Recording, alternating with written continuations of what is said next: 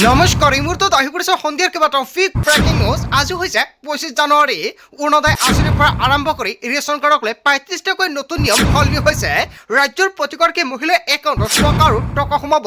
অসমৰ মুখ্যমন্ত্ৰী ডক্টৰ হিমন্ত বিশ্ব শৰ্মাই নিৰ্বাচনৰ প্ৰেক্ষাপটত কেইবাটাও বৃহৎ সিদ্ধান্ত গ্ৰহণ কৰিছে। যদি আপুনি চৰকাৰী ঘৰৰ বাবে জিঅ' ৰিং কৰিছে, চৰকাৰী ঘৰত টকা সোমাব আপোনালোকৰ বেংক একাউণ্টত। যদি আপোনাৰ ৰেচন কাৰ্ড আছে তেনে ক্ষেত্ৰত এতিয়া ৰেচনৰ চাউলৰ লগতে 5টা নতুন সামগ্ৰী লাভ কৰিব। এইমাত্ৰ মুখ্যমন্ত্ৰী ডক্টৰ হিমন্ত বিশ্ব শৰ্মাই কৰিলে ঘোষণা। অৰুণোদয়ৰ প্ৰতিজন হিতাধিকাৰীৰ বাবে অত্যন্ত ভাল খবৰ আহি পৰিছে। আত্মসহায়ক প্ৰতিজন মহিলাৰ বেংক একাউণ্টত 10,000 টকা পাইছে নেকি আপুনি? টকা নাপালে কি কৰিব? লগতে কেইবাটাও ৰাজনৈতিক খবৰৰ লগতে অৰাজনৈতিক খবৰ যোগান কৰা হৈছে আজিৰ দিনটোত। গোটেই অসম তথা ভাৰতৰ বিভিন্ন প্ৰান্তৰ পৰা যুগুত হৈছে কেইবাটাও ডাঙৰ খবৰ। এনেবোৰ খবৰ নিতৌ পাই থাকিবলৈ চেনেলটি ছাবস্ক্ৰাইব কৰি ভিডিঅ'ত এটা লাইক কৰিবলৈ নাপাহৰিব। আজিৰ আমাৰ প্ৰথম খুবেই গুৰুত্বপূৰ্ণ খবৰ হৈছে অসমবাসীৰ বাবে এটা ডাঙৰ খবৰ। ৰেচন কাৰ্ডৰ হিতাধিকাৰীৰ বাবে আহি গ'ল ডাঙৰ খবৰ। নিৰ্বাচনৰ পিছত বিনামূলীয়াকৈ পাব সকলো ৰেচন। এতিয়া দি থকা 100 টকাও দিব নালাগে।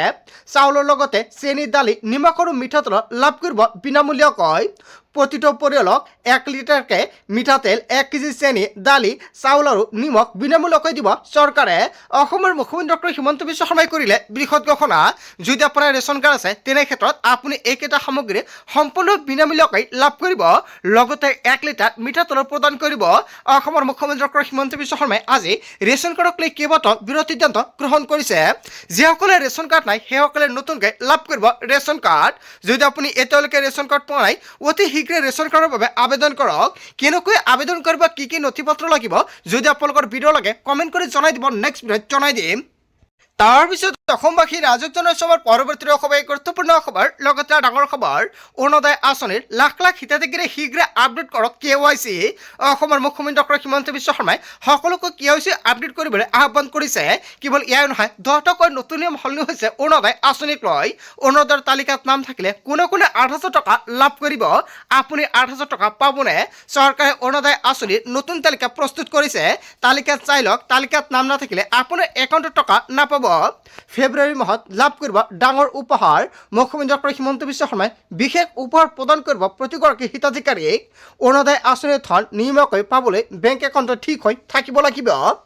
বহু লোকে KYC নকৰে কাৰণে অৰুণোদয় আঁচনিৰ টকা জমা নহয় একাউণ্টত। চৰকাৰে টকা দি দিয়ে কিন্তু একাউণ্টলৈকে নাযায়।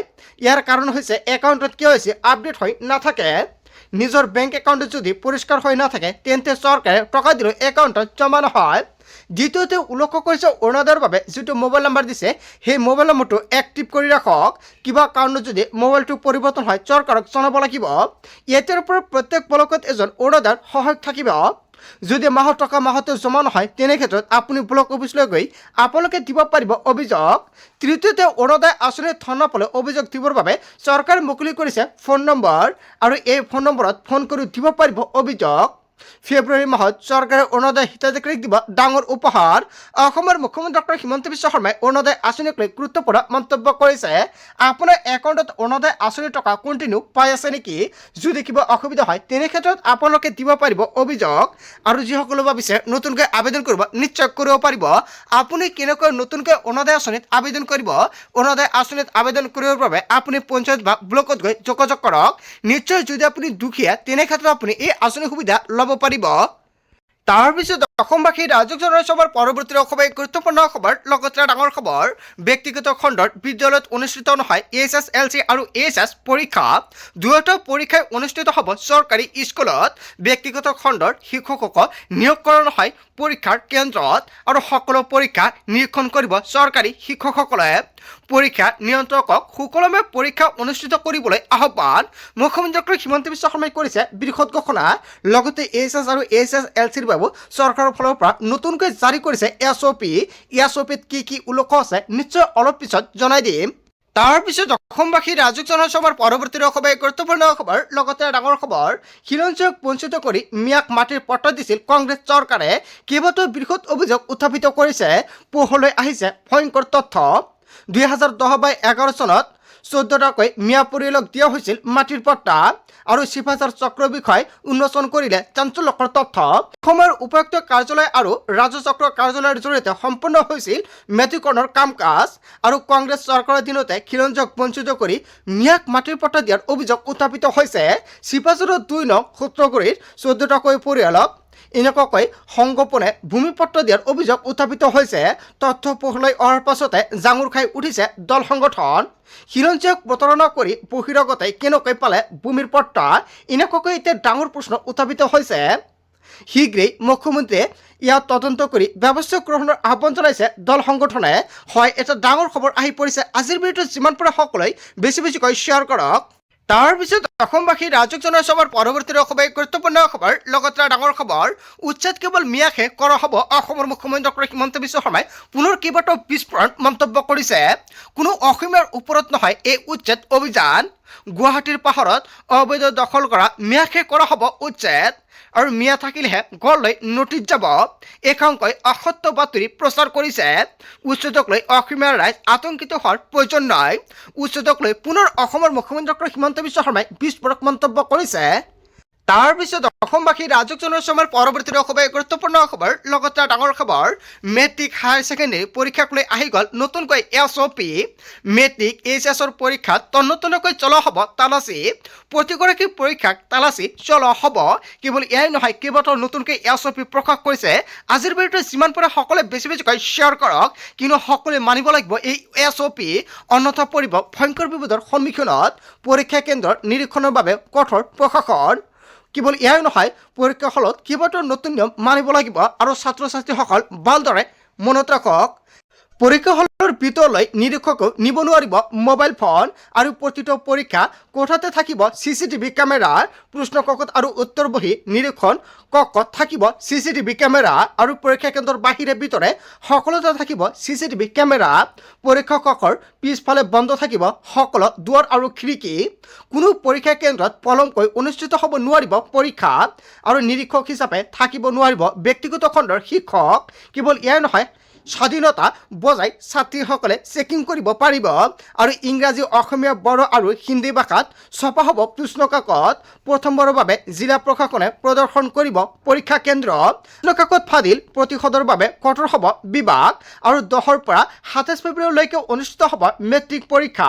প্ৰায় 1046টা পৰীক্ষা কেন্দ্ৰত 4,38,565গৰাকী পৰীক্ষাৰ্থী অৱতীৰ্ণ হ'ব, আৰু 11 পৰা 16 মাৰ্চলৈকে HSৰ চূড়ান্ত পৰীক্ষা হ'ব, আৰু 821টা কেন্দ্ৰত অৱতীৰ্ণ হ'ব, আৰু 3,30,344গৰাকী পৰীক্ষাৰ্থী। হয়, এটা ডাঙৰ খবৰ আহি পৰিছে, আৰু এই নিয়মকেইটা সকলোৱে মানিব লাগিব।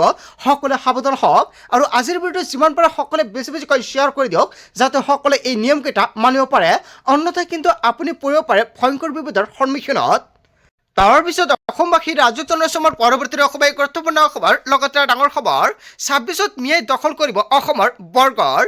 শাসনৰ বাঘজুৰিলৈ দিছপুৰত চৰকাৰ চলাব মিয়া, ডাঙৰ প্ৰশ্ন উত্থাপিত কৰিছে। এইজন হিমন্ত বিশ্ব শৰ্মাই মিয়া মিয়া বুলি চিঞৰি থাকিলে মিয়াৰ দপদপনি শেষ নহয়। মিয়া মিয়া কৰি থাকোঁতেই যাব হিমন্ত বিশ্ব শৰ্মা। ক্ষমতাত দখল কৰি বৰগড়ত বহিব শংকৰ EIUDFৰ প্ৰধান মৌলানা বদৰুদ্দিন আজমলৰ। তাৰপিছত অসমবাসী ৰাজক জনসভাৰ পৰৱৰ্তী অসমৰ গুৰুত্বপূৰ্ণ খবৰ, লগতে ডাঙৰ খবৰ, এইখন অসম মুখ্যমন্ত্ৰী ডক্টৰ হিমন্ত বিশ্ব শৰ্মাৰ পৈতৃক সম্পত্তি নহয়। মুখ্যমন্ত্ৰীৰ যিমান অধিকাৰ আছে মিয়াৰো সিমান অধিকাৰ আছে। মুখ্যমন্ত্ৰীৰ ভোটৰ মূল্য আৰু মিয়া চালকৰ ভোটৰ মূল্য সমান। এছৰৰ জৰিয়তে সংখ্যালঘুৰ নাম কৰ্তন কৰিছে চৰকাৰে। চৰকাৰ ধৰক বৰক কৰি দিয়াৰ হুংকাৰ সংখ্যালঘুৰ। 1 কোটি মুছলমানক কপাব ৰাজপথ। অসমত জনজীৱন স্তব্ধ কৰি দিয়াৰ হুংকাৰ। সংখ্যালঘু সংগ্ৰাম পৰিষদৰ এছৰক লৈ তীব্ৰ প্ৰতিক্ৰিয়া প্ৰকাশ কৰিছে। এইখন অসম মুখ্যমন্ত্ৰী ডক্টৰ হিমন্ত বিশ্ব শৰ্মাৰ পৈতৃক সম্পত্তি নহয়, এনেকুৱাকৈ মুখ্যমন্ত্ৰী ডক্টৰ হিমন্ত বিশ্ব শৰ্মাৰ বিৰুদ্ধেও প্ৰত্যাহ্বান জনাইছে। তাৰ পিছত অসমবাসী ৰাজক জনসভাৰ পৰৱৰ্তী অসমৰ গুৰুত্বপূৰ্ণ খবৰ, লগতে ডাঙৰ খবৰ, হাতে হাতে নথি লৈ ৰাজপথলৈ ওলাই আহিল সংখ্যালঘু। নিৰ্বাচন আয়োগে নটিচ জাৰি কৰা লোক আতংকিত। কোনো অজ্ঞাত লোকে লোকসকলৰ বিৰুদ্ধে জমা দিছে অভিযোগ, আৰু গম নোপোৱাকৈ জমা দিয়া হৈছে ফৰ্ম 7। দৰঙৰ মাগুৰমাৰীত চলি থকা এছাৰ প্ৰক্ৰিয়াত তীব্ৰ বিসংগতিৰ অভিযোগ উত্থাপিত হৈছে। এছাৰ প্ৰতিক্ৰিয়াত এনেকুৱাকৈ ভয়ংকৰ ঘটনা সংঘটিত হৈছে, আৰু এছাৰ প্ৰক্ৰিয়াত একাধিক অনিয়ম সংঘটিত হোৱাৰ অভিযোগ উত্থাপিত হৈছে। 7 নম্বৰ ফৰ্মৰ জৰিয়তে বহু অবৈধ ভোটাৰৰ নাম কৰ্তনৰো এটা ডাঙৰ অভিযোগ উত্থাপিত হৈছে। বহু পৰিয়ালে বহু বছৰ ধৰি ভোটাধিকাৰ সাব্যস্ত কৰি আছে আৰু হঠাৎ তেওঁলোকৰ নাম সন্দেহজনক বুলি দেখুৱাইছে নটিচ আৰু আতংকিত আৰু মানসিক চাপৰ সন্মুখীন ৰাজ্যৰ সংখ্যালঘু। হাতে হাতে নথি লৈ ৰাজপথলৈ ওলাই আহিছে সংখ্যালঘু। তাৰ পিছত অসমবাসী ৰাজক জনসমৰ পৰৱৰ্তী অসমে গুৰুত্বপূৰ্ণ খবৰ লগতে ডাঙৰ খবৰ সংখ্যালঘু মুছলমান ভোটাৰৰ একপক্ষীয় নাম কৰ্তন কৰা হৈছে। বিজেপিক ভোট দিয়াৰ সম্ভাৱনা নাই বাবে কাটি দিয়া হৈছে নাম আৰু নাম কৰ্তন কৰি অবৈধ নাগৰিক হিচাপে সজাৰ ষড়যন্ত্ৰ চলাইছে আৰু এইদৰে চৰকাৰ গঠন কৰিবলৈ আগবাঢ়িছে বিজেপি। ইলেকশ্যন কমিশ্যন বিজেপিৰ ৰাজনৈতিক আহিলা হিচাপে ব্যৱহাৰ হৈছে। সংখ্যালঘুৰ ওপৰত চলা অন্যায়ৰ বিৰুদ্ধে এনেকুৱাকৈ ৰাজ্য কমাব ABMCয়ে। জংগীতকৈ জংগী আন্দোলনৰ হুংকাৰ সভাপতি টাইছন হুছেইনৰ আৰু সংখ্যালঘু মুছলমানৰ ভোটাৰৰ একপক্ষীয়ভাৱে নাম কৰ্তন কৰা হৈছে। হয়, এটা ডাঙৰ অভিযোগ উত্থাপিত কৰিছে ABMCৰ ফালৰ পৰা। হয়, ABMCৰ ফালৰ পৰা যিটো মন্তব্য কৰা হৈছে, জনতাই কি ক'ব? যদি জনতাৰ কিবা মন্তব্য কৰিব লগা থাকে আপোনালোকৰ মন্তব্যটো নিশ্চয় কমেণ্ট কৰি জনাই দিব। বন্ধু বান্ধৱীসকল, গোটেই অসম তথা ভাৰতৰ বিভিন্ন প্ৰান্তৰ পৰা যুগুত হৈছে কেইবাটাও ডাঙৰ খবৰ। এনেবোৰ খবৰ নিতৌ পাই থাকিবলৈ চেনেলটি ছাবস্ক্ৰাইব কৰি ভিডিঅ'ত এটা লাইক কৰিবলৈ নাপাহৰিব। So thank you for watching full video.